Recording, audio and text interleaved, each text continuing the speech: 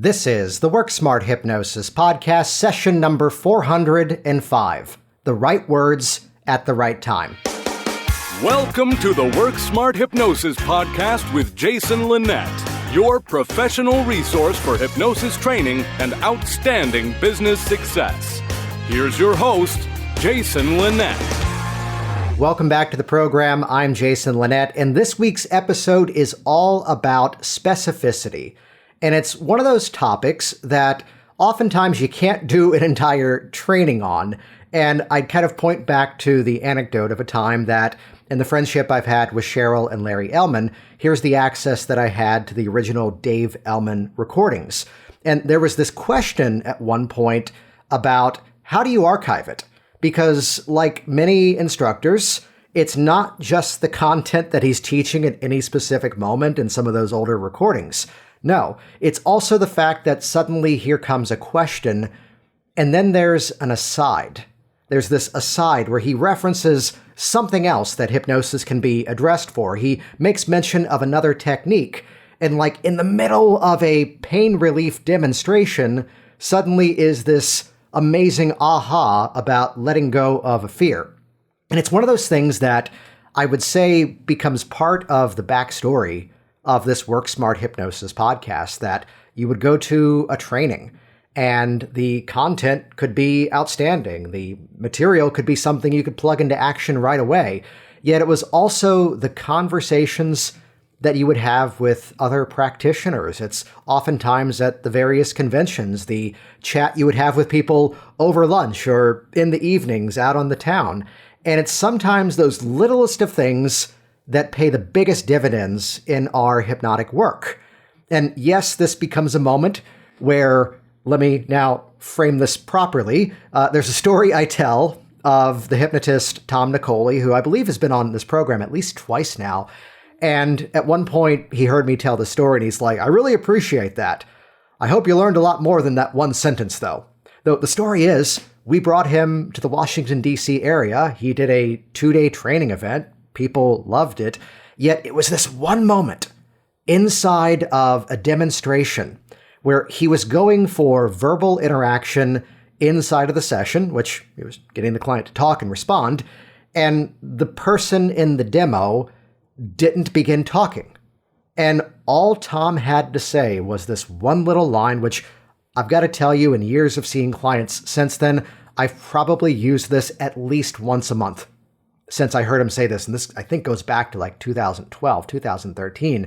You've been waiting most of your life to have the last word on this issue. Might as well have that moment now. Tell him what needs to be said.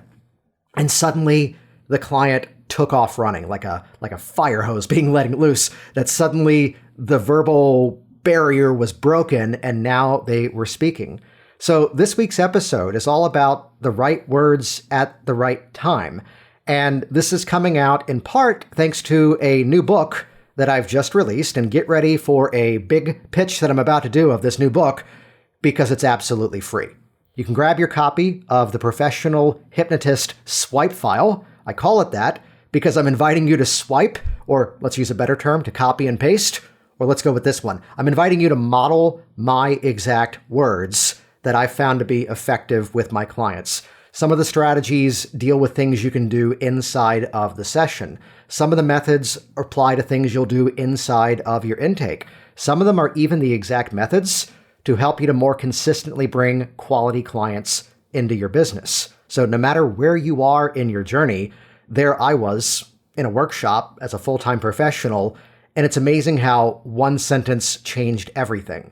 It's where, even as I've shared some of my nuances here over the years, moments where here's the way to make this transition. Say it this way rather than that way. It's always empowering when I hear from a student who's gone through my programs and goes, hey, I use that with every single session now, thank you.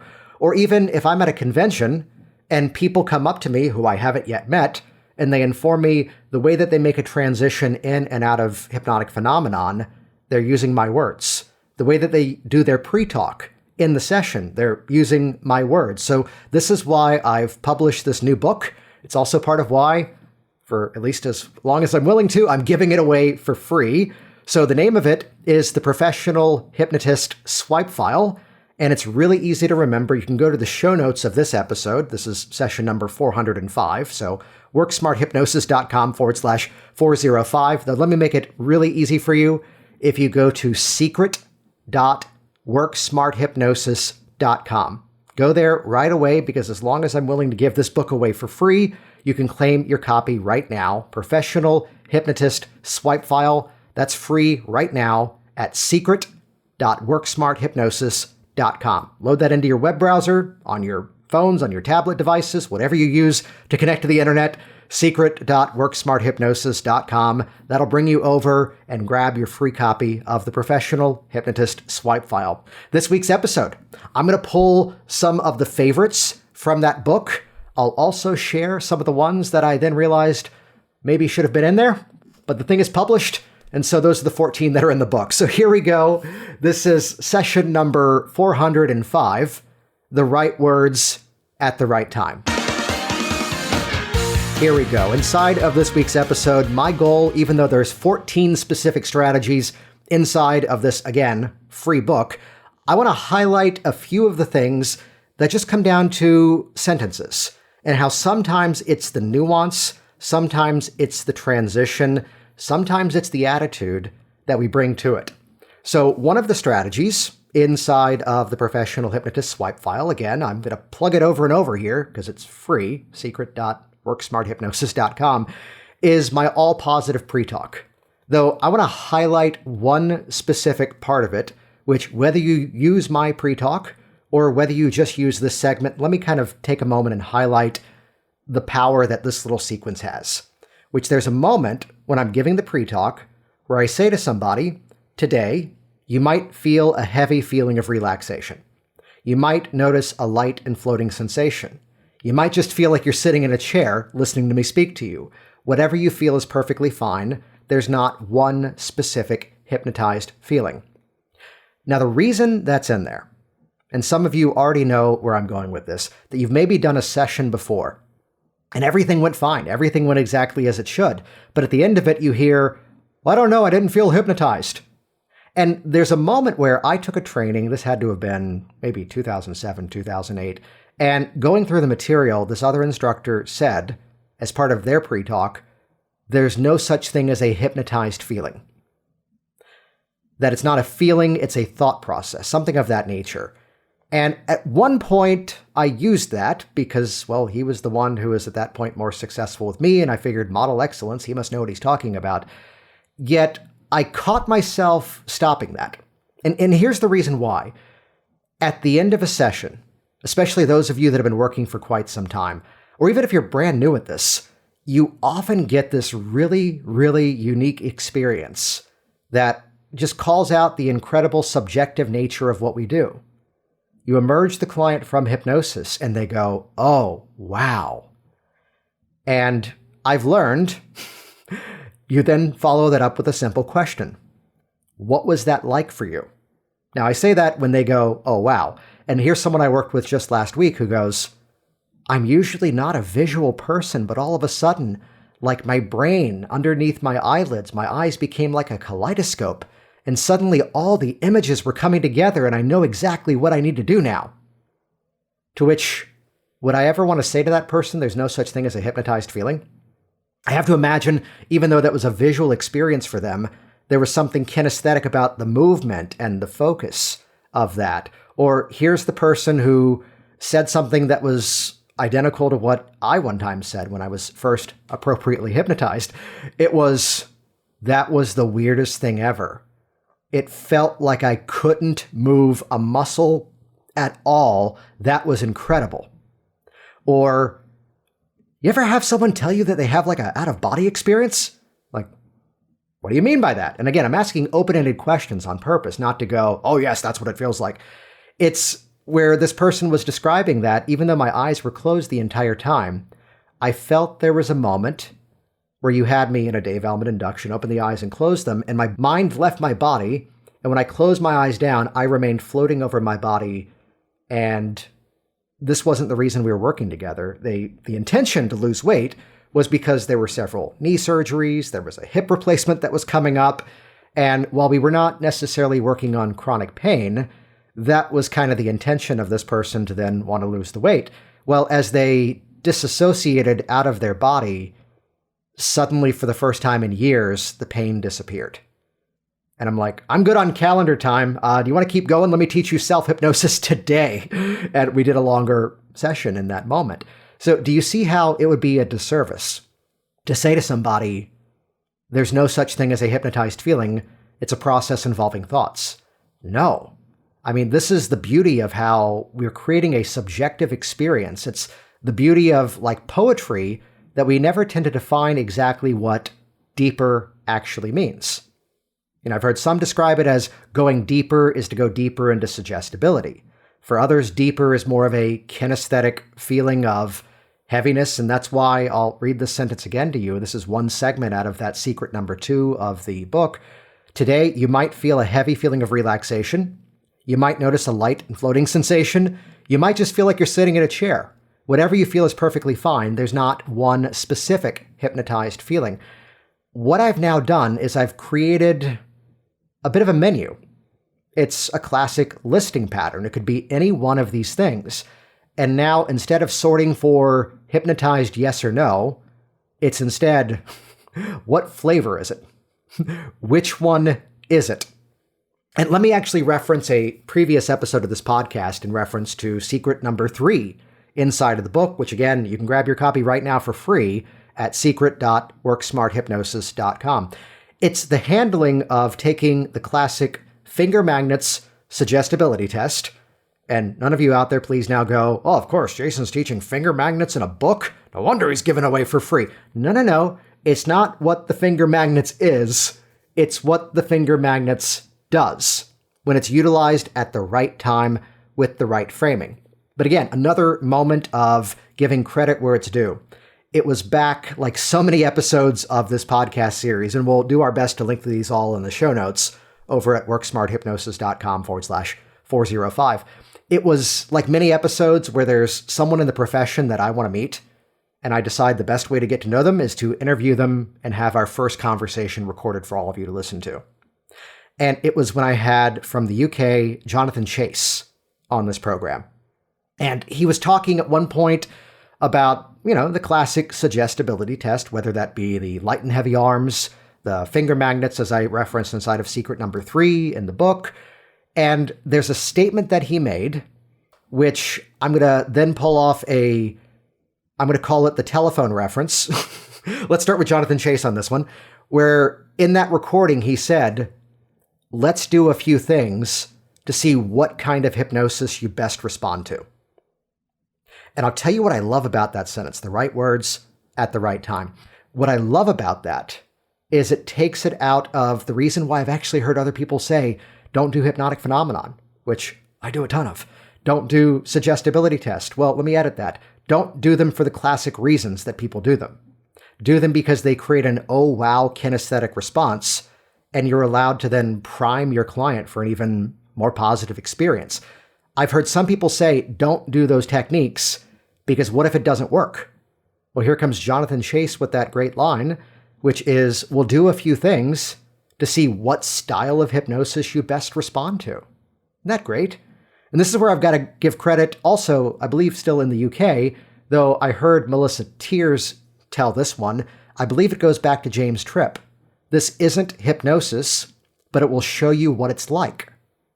So immediately, for some who would go, don't use that technique because it might not work, well, I would say, approach the technique better so it's now more reliable. This is why when I teach hypnotic phenomenon, there's a system underneath it.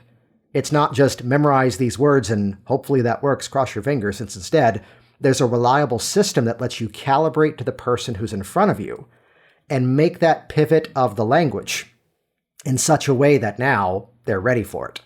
Now they're ready for it. So the right words at the right time. This is where the framing that I share inside of this book, again, it's yours free, secret.worksmarthypnosis.com, allows you to take the classic finger magnets and lets it become a demonstration as to this is how well you can respond to suggestion.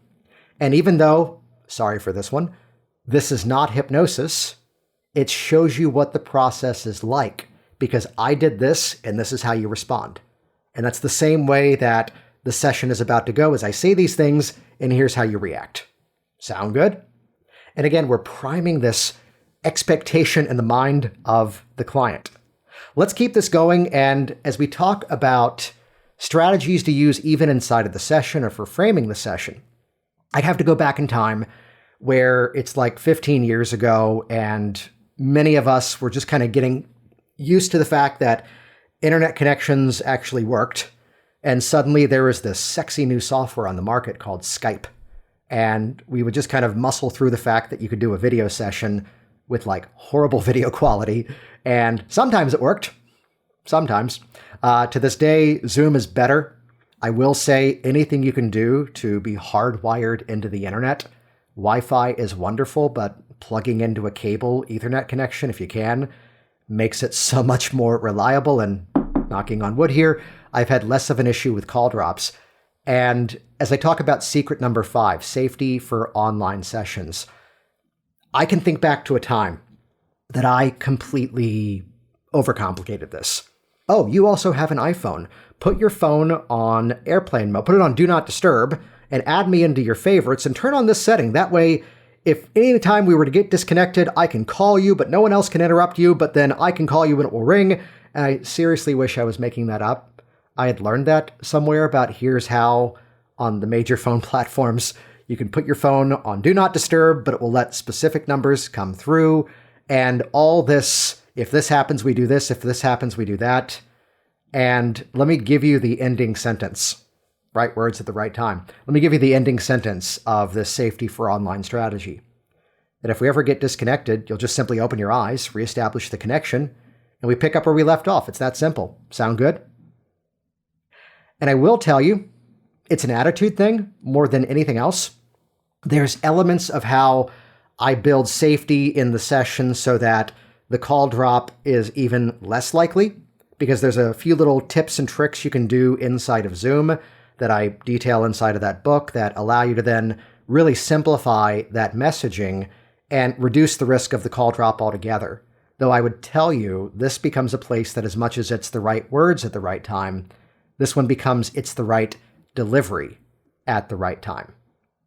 And by doing so now, you bring them to a place where there's just this feeling of comfort.